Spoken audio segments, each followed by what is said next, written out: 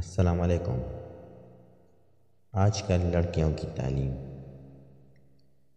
لڑکیوں کی تعلیم بال کھلے ہوئے، کان میں ہینڈز فری، دوپٹہ گلے میں، شلوار ٹخنوں سے اوپر، اور جب پوچھو کہ کہاں جا رہی ہو تو جواب آئے گا تعلیم حاصل کرنے۔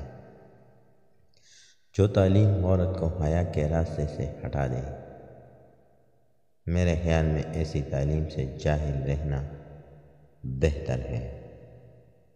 تعلیم اور ڈگری تو ایسی ہونی چاہیے جو عورت کو باوقار، باحیا اور باحجاب بنا دے، نہ کہ ایسی تعلیم ہونی چاہیے جو آپ کے دین اور حیا کے راستے سے ہی ہٹا دے۔